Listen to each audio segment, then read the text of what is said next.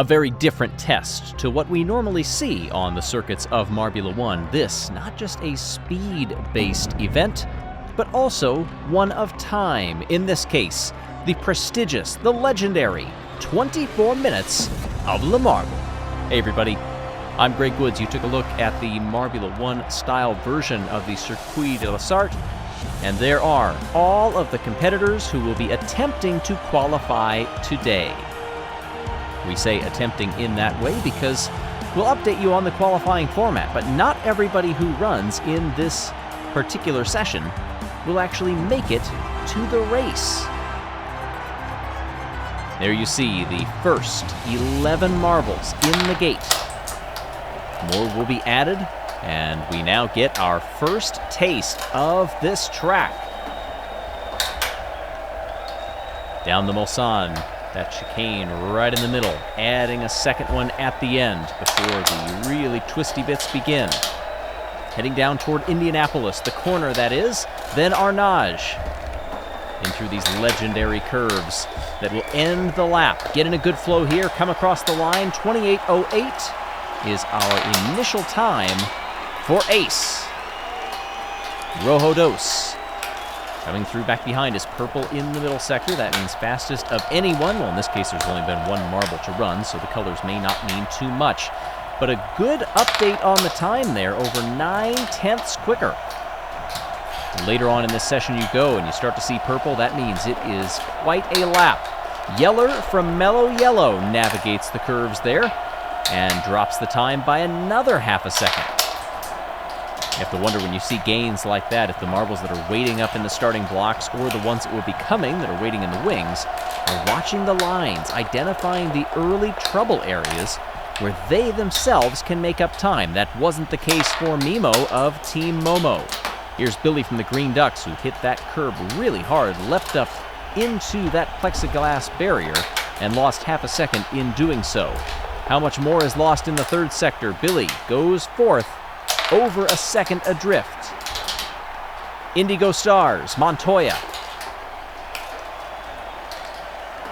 Setting up wide on the entry to those initial curbs. Riding that section very well, only lost 0.04 of a second through it, and goes second fastest of everyone. Then rear from the Wolfpack up now. 32 marbles will be competing in this Q1 session. The bottom from 21st to 32nd, that's it. Their weekend is done. They go home. It's 11th through 20th that are essentially eliminated in Q1. They will slot into grid positions 11th through 20th. Top 10, they will move on to a Q2 5-lap sprint race in the shootout for pole. Fenrir came in, you see 5th, Pinky Toe in 6th, as Crush, half a second adrift already, but a good flow through those curves. 1 second off in 6th. Swifty for the Savage Speeders. Very close through sector number 1. How marbles handle those chicanes down that Mulsanne backstretch could really set them up for the rest of this lap. If you take too many hard hits on those walls as you navigate through those chicanes, that might knock you out of sorts for what is a very technical end to this very long lap. 27:20 for Snowy goes up into 4th. First 11 are done. We're going to get them off of the track, make sure the track is clear and safe. The next 11 already waiting up in the blocks. With this many competitors, you have to do things a little differently from what we do in the likes of Marbula 1. Thunder for the Thunderbolts drops in. Very fast through the Dunlops. On that high banking, trying to build up that speed as early as possible. Goes to the inside for the entry into the chicane. The first of 2 on the backstretch. Now that second one goes the other direction. 3/10 off.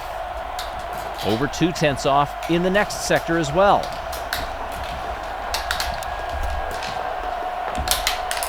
Thunder took a narrow line coming over that checkered flag, goes into 6th. Minty Flav is 2 seconds up in the middle sector alone. After 12 marbles, that's remarkable. Minty Flav by nearly a second and a half. Goes fastest of all. Ghosto from Team Plasma kind of did the opposite in the middle there. Lost over 1.5 seconds. Decent first sector, okay on the third, and goes into third despite it. Ocean from the Oceanics. 3 seconds off in the middle. That did not go well at all. And for a race like the 24 minutes, it's all about endurance. There is not a set race distance. And a lot of marbles will set their internal clock, if you will, or how much they have left in the tank based on how many laps are left. You don't know in the 24 minutes. It is until the clock expires, and then you got to complete that next lap, and that's it. Clutter, purple in Sector 1. Lost 2 seconds, though, in Sector number 2. It's such a long lap, however. You can see the spreads are all over the place, and putting 2 purple sectors together, even with a 2-second blunder in the middle, that's a good result, up into second place. Here comes Jump for the Jungle Jumpers. Also, Amaya is back there for the Midnight Wisps. If you haven't heard, a majority of that team has been replaced. Westby is the new coach for the Midnight Wisps. 4 new athletes: Twila, Eve, Amaya, and Yvain. First outing for Amaya, and it's on a massive scale like the 24 minutes, and Amaya comes through in 5th. Yellow Eye for the Crazy Cat's Eyes. They love this style of racing. Will it translate to endurance, however? Yellow Eye over the line, only good enough for 12th. Ocean is down there in 20th, and now on the bubble. Ruzzy looking a little out of sorts there. 17th, that knocks out Ocean. Ocean's weekend is done.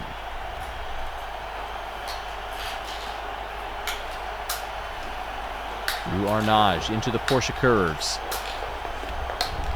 Over the line after the Corvette curves, and Iceberg goes dead last.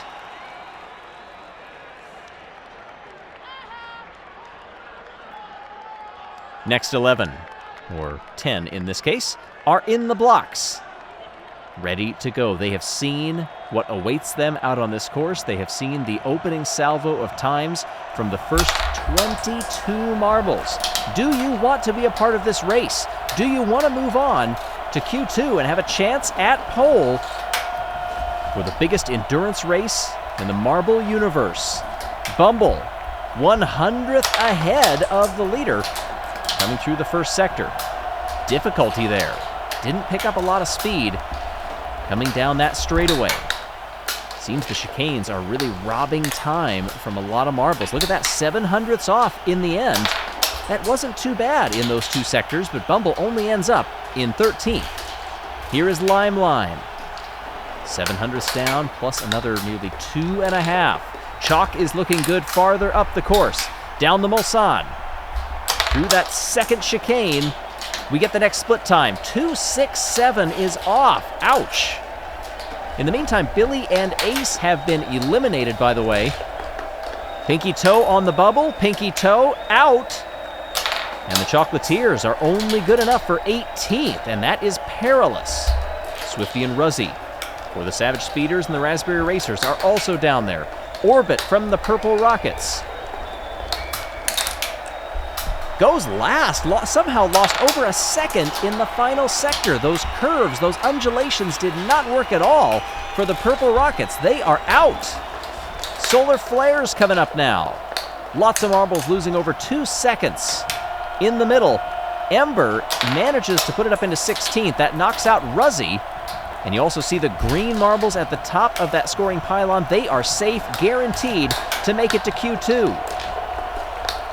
Starry comes through in 9th. Not safe, but pretty close. Swifty is out. Now it's the Chocolatiers that sit on the bubble with just a few runners left. Smoggy, under 2 seconds lost in the middle sector. 2 greens on the other end. Goes 5th and is safe. Chocolatiers are out. The Limers currently sit on the bubble in 20th. Clementon for the O'Rangers goes into 6th and makes it to Q2, knocks out the Limers. Crush is now sitting on the bubble. Rima can deny that marble a shot at racing tomorrow. Rima does not do it, only 26th, and our final runner is Cerulean. 0.08 off, under 2 seconds off in sector number 2. Out of Arnage, into the Porsche curves. Over the line in 25th, and elimination Cerulean will not make it to the weekend.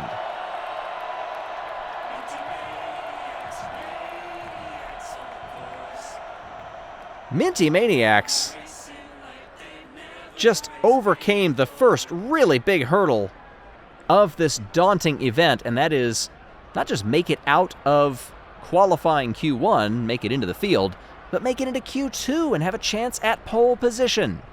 There are the marbles that are eliminated from 21st on down. They will have to come back next year and try it again with what they have learned. Now, just like that, we are rolling in the 5-lap shootout for pole. Clutter navigates through the S's in the beginning of the lap and takes the lead. Minty Flav had lost out, and now, good move there by Clementon, who jumps up into 2nd place. It was an excellent backstretch. Side by side and contact with Clutter, and the O'Rangers have the lead. Smoggy has come up into 2nd place. Very nice entry onto the conveyor belt for most of those marbles. 1 lap is done. Who gets the better exit coming through Dunlop? Clementon holding on. Moving to the outside there. That's Minty Flav. Oh, and then a big collision in the chicane shoots Minty Flav forward and up into 1st. That might have been a painful collision, but Minty Flav will take that every single time as Clementon has trouble coming out of that right-hander, hits the wall, and loses all momentum. Clutter gets by in what otherwise would have been a good battle. Minty Flav, the benefactor of some luck. We saw the winner of the Marble Survival Tournament, no spoilers here, also got a fortunate push toward the end. Clutter with a good head of steam coming down Mulsanne right there with Minty Flav. On lap 3 of 5. Clementon in 3rd. Then a big gap back to Smoggy. Yeller, Jump, Amaya, who just gets by Jump, Montoya, Goso, and Rojo Dos. It's Balls of Chaos to start the 4th lap. Very high up on the curves, Clementon and Minty Flav going side by side. They are 1 step apart. Can Minty Flav get in the draft? Oh, and the chicane giveth and the chicane taketh away. Contact there. The exact same thing happens on the other side of it to Clementon, who stops, but Amaya goes right through the chicane, doesn't even touch the walls, it looks like. Amaya for the Midnight Wisps. The newcomer is in the lead and will have 1 lap to go to capture pole position at the 24 minutes of LeMarble.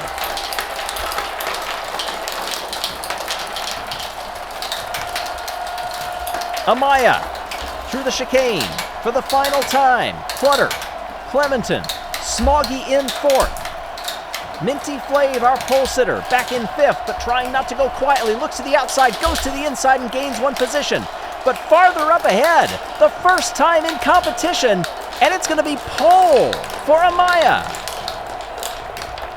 The Midnight Wisps will start first tomorrow. Clutter will be on the front row. For Balls of Chaos, Indigo Stars come next with Montoya, and the O'Rangers Clementon rounds out the 2nd row.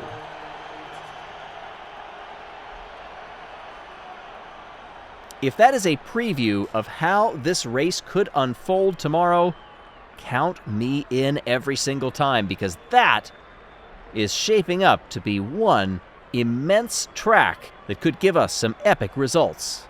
Well, a 5-lap sprint is extremely different from what we will see after 24 minutes of racing. Most of these marbles have never done that distance, certainly not in competition. Who will make it to the end, and who will win the inaugural 24 minutes of LeMarble?